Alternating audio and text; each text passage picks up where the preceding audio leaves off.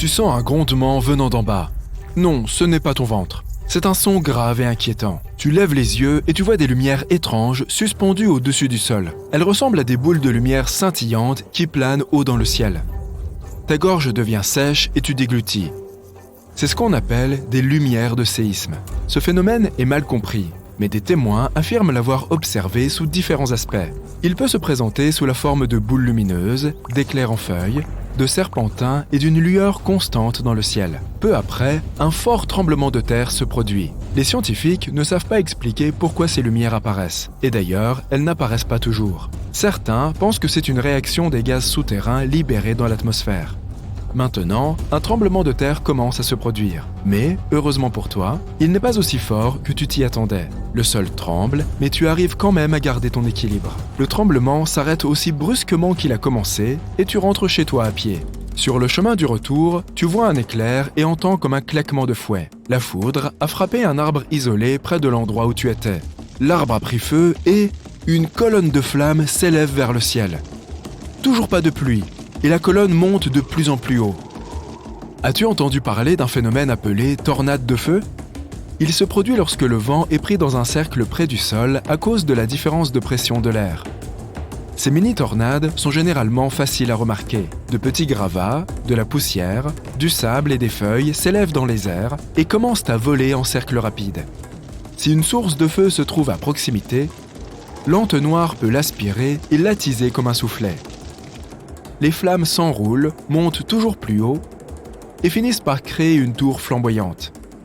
Heureusement, les tornades de feu ont une durée de vie très courte et ne causent généralement pas beaucoup de dégâts. N'essaye pas de te cacher de la tempête sous cet arbre-là. Tu peux trouver cette plante inhabituelle en Floride et sur certaines parties du pourtour caribéen. Extérieurement, elle ne semble pas particulièrement spéciale. Un tronc gris, des feuilles vertes et des fruits semblables à de petites pommes. Ce qu'il faut retenir, c'est de ne jamais cueillir ces pommes et de ne jamais rester à côté de l'arbre, surtout s'il pleut. Voici le mancenillier, qui est considéré comme l'arbre le plus dangereux du monde. Son tronc, son écorce, ses branches et ses fruits contiennent un jus toxique. Une seule goutte de ce liquide corrosif peut endommager ta peau. L'arbre peut sécréter ce jus et si tu le touches accidentellement, tu risques de te brûler la main. Lorsqu'il pleut, des gouttes d'eau tombent sur l'arbre et se mélangent au poison. L'eau peut aussi rebondir sur l'écorce et se retrouver sur ta peau. C'est pourquoi tu ne dois pas non plus te tenir à proximité. Il n'y a presque aucun autre arbuste ni de champignons qui poussent aux alentours. Les animaux évitent ces arbres et les gens ne les coupent pas et ne cueillent pas ces fruits. On ne peut pas non plus faire de feu avec ces branches. Le bois qui brûle dégage une fumée toxique qui peut abîmer les yeux. Les locaux connaissent bien cet arbre, mais les touristes et les voyageurs peuvent se blesser accidentellement. C'est pourquoi la plupart des mancenilliers sont marqués à la peinture ou portent un panneau d'avertissement. Dans l'ouest du Venezuela, les habitants qui vivent près de la rivière Catatumbo n'ont sûrement pas peur des éclairs, car ils en voient presque tous les soirs. Ce phénomène commence vers 19h et continue jusqu'à l'aube. L'orage éternel de Catatumbo s'est arrêté une seule fois pendant quelques mois, de janvier à mars 2010. C'était probablement dû à la sécheresse, ou peut-être que la charge s'est épuisée. En 1991, un scientifique a suggéré que le phénomène se produisait à cause de la rencontre de courants d'air froid et d'air chaud dans la région. Selon une autre théorie, les éclairs pourraient être dus à la présence d'uranium dans la roche-mère. Tous les éclairs ne se produisent pas à l'intérieur des nuages. Il existe un phénomène rare appelé orage volcanique. La foudre se produit au-dessus d'un volcan, dont le plus célèbre se trouve au Japon. Il entre en éruption presque tous les jours et crache des nuages noirs très hauts dans les airs. Donc, nous avons des nuages de volcans super effrayants et des éclairs avec ça. Les éclairs ordinaires se produisent pendant un orage lorsque des cristaux de glace se heurtent les uns aux autres. Lors d'un orage volcanique, des cendres s'entrechoquent, créant de la friction et des étincelles qui illuminent le ciel.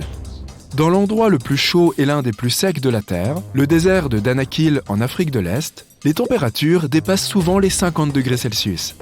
Ce paysage hors du commun compte de nombreux volcans et geysers actifs qui crachent des gaz toxiques comme le chlore et le soufre. Les eaux d'un vert éclatant, d'un bleu électrique et d'un jaune vif sont toutes des eaux de pluie et de mer réchauffées par le magma. Un faux pas ici peut être mortel. Le phénomène suivant s'est produit en juin 2009.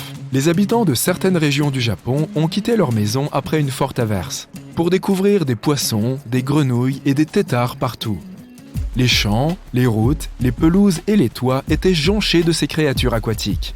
Un homme a été choqué de voir 13 carpes sur et autour de son camion. Apparemment, il s'est arrêté pour les compter. Personne ne sait avec certitude d'où venait cette étrange pluie. Mais la théorie la plus populaire affirme qu'une puissante trombe marine a ramassé toutes ces créatures. Elle les a ensuite transportées dans la haute atmosphère et a lâché les animaux sur la terre ferme et sur les populations sans méfiance qui se trouvaient en dessous. Et maintenant, bienvenue au lac Abraham au Canada. Il est complètement gelé. Tu marches sur la glace transparente et tu regardes ce qui se trouve en dessous. Pas de poissons, juste de mystérieuses bulles gelées. Elles ressemblent à de petits nuages figés dans la glace, ou à des méduses qui ont oublié d'emporter leur manteau d'hiver. Il y a des milliers de ces petites bulles qui sont en fait composées de méthane. Mais n'essaye pas de creuser un trou dans la glace pour les toucher. Le méthane est très inflammable. Il est créé par des bactéries qui mangent des feuilles, de l'herbe, des insectes ou toute autre substance organique qui se retrouve dans le lac. Lorsque le méthane touche l'eau glacée, il se transforme en dizaines de milliers de petites boules gelées. Lorsque la glace fond, elles éclatent et grésillent. On trouve des lacs similaires près de certains rivages de l'océan Arctique. Là-bas, la taille des bulles peut atteindre plusieurs fois la taille d'une montgolfière. Magnifique, mais pas sans danger. Le phénomène suivant se produit en Indonésie, sur l'île de Java. Tu arrives devant un volcan majestueux, envahi par l'herbe et les arbres. Le volcan semble endormi, mais de la fumée s'en échappe. Tu montes au sommet, épuisé, fatigué, en sueur, tu es prêt à te rafraîchir. Bravo, tu as réussi à atteindre le sommet. Tu regardes dans la bouche du volcan. Pas de lave bouillante, juste un magnifique lac turquoise et lumineux. On dirait une oasis. C'est le moment idéal pour une baignade rafraîchissante. Tu cours et te prépares à sauter. Mais ce n'est pas de l'eau, c'est de l'acide. Des gaz sulfureux s'infiltrent dans le lac depuis le dessous du volcan. Le lac lui-même est plein de métaux. Lorsque les gaz les touchent, ils forment cette belle eau turquoise, ou plutôt ce bel acide. Il vaut mieux retourner au village le plus proche, se reposer et revenir le soir quand il fait plus frais. Dans l'obscurité, le lac semble briller. Juste au-dessus de lui, tu vois des petits nuages lumineux qui explosent.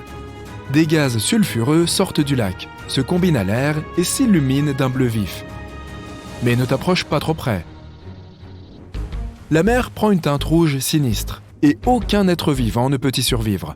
Ce doit être de la magie noire. En fait, ce sont de minuscules algues qui se répandent de façon incontrôlée et donnent à l'eau cette teinte spécifique appelée la marée rouge. Elles contiennent des toxines qui détruisent les mammifères marins, les oiseaux et les tortues, ainsi que les créatures qui s'en nourrissent. Pour les humains, le contact se solde par des problèmes respiratoires ou une intoxication.